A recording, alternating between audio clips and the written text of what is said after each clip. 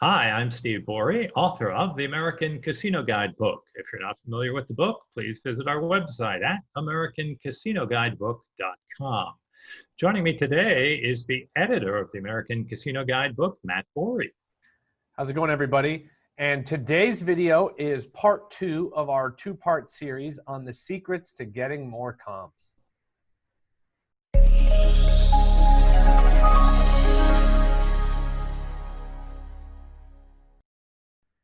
In part 1, we went over the basics of comps and we explained how the casino calculates what you're worth to them as a player and how they then will be willing to rebate a certain percentage of your estimated worth to them back to you in the form of comps. And we talked about a little bit about how table games and slot machines were different, but today we're going to talk about 5 ways that you can get more comps without actually betting more money.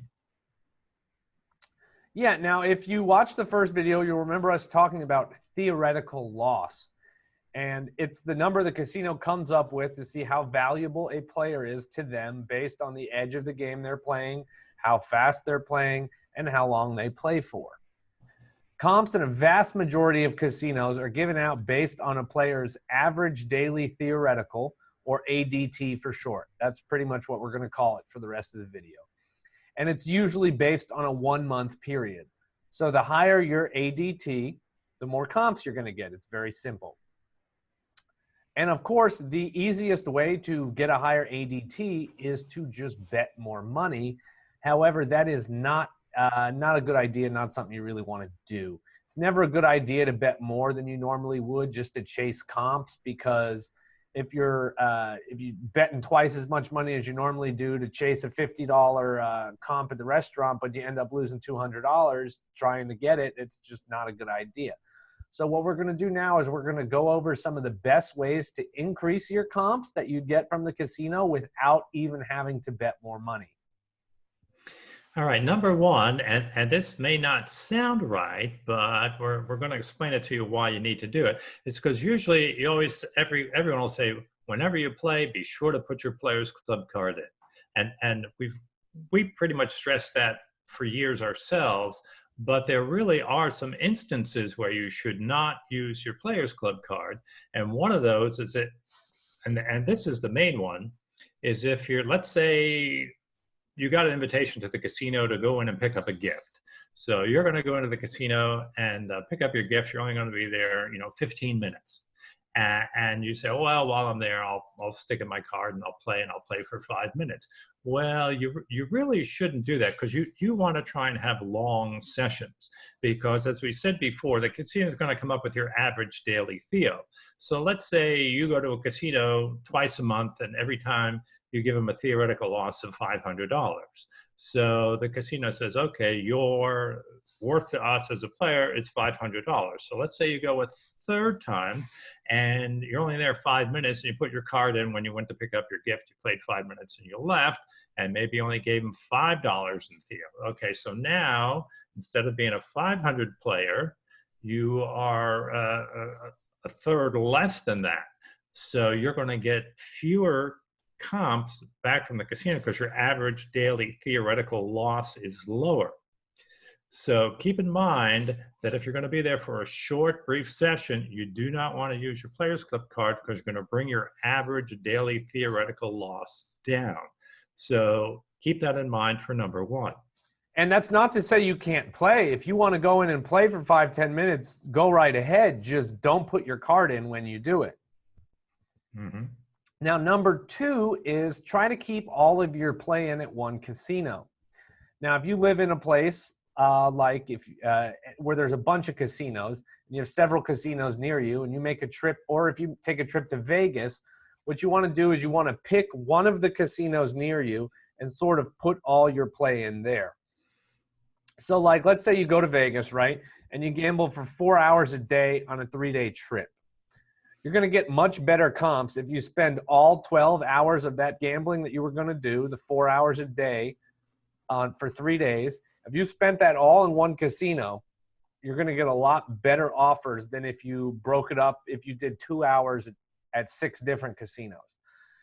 So really, it's just it might not seem as much fun, but it's going to be more fun in the long run when you get much better offers. And the next time you come back to Vegas, you don't have to pay for a hotel room. So that's it. It sounds kind of basic, but if you're just trying next time you go to Vegas, instead of going to all these different casinos to play, try and lump a majority of your play in at one specific casino. Like if there's a specific one you'd rather stay at, lump all your play in there, and then hopefully you'll get a free room the next time you go. Yeah, that's a basic mistake that a lot of players do, is they water down their play at a bunch of different casinos rather than emphasizing one or even two casinos to put in your major play at. It gets watered down. So now number 3 is find a way to compare the player's club benefits. You need to find a club that's has benefits that are good for you. Well, especially if you go to Las Vegas, you're probably going to be interested in room offers. So you don't have to pay for a room, because you could pay, you know, $75 to $200 a night, $300 a night or higher for a room. So you want to find a club that's generous with those benefits. So how do you do that?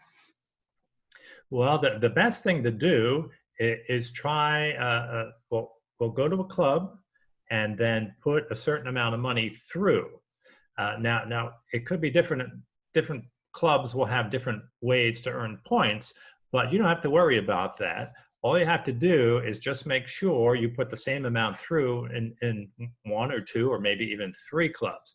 So let's say you go in and you give them $600. You have $600. So you just make sure that if you bet $1 at a time, you make 600 bets. If you go $2 at a time, you make 300 bets. So then you make sure that you go $600 to one casino, $600 to the next casino. If you want to try a third casino, $600 there, and then wait and see what they send you. Now you could do this with your locals casinos too, because some people have a few local casinos that they can choose from. But also, or if you wanted to try Las Vegas, you could do it there to see which one gives you the best benefits that you like. And this is the only way that you can really compare the 3. You have to give them the exact same amount.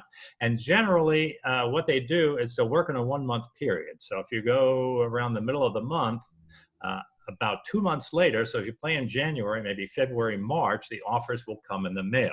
And then you just compare the offers among the different casinos, see who's more generous with the free play, see who's more generous with food comps or more generous with show tickets. Now there's a pandemic, there's no show tickets, but it'll come back eventually.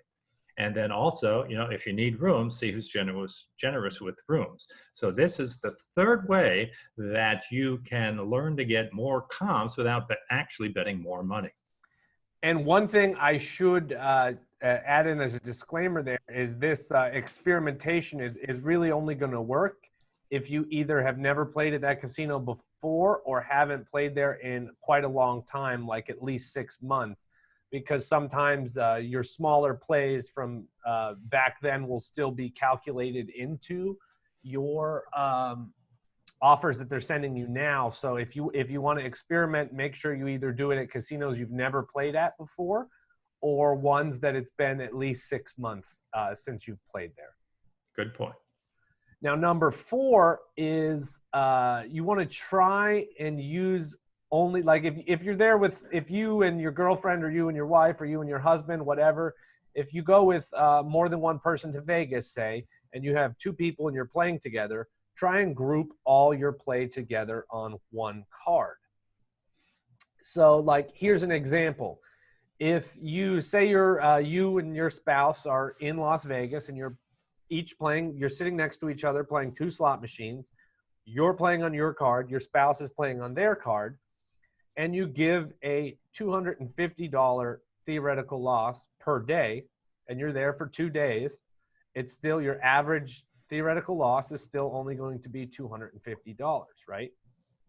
However, if on that same 2-day period, if on the first day you both played on your card and you each gave a $250 theoretical loss again, since you're both playing on the same card, that's going to be combined and become a $500 theoretical loss.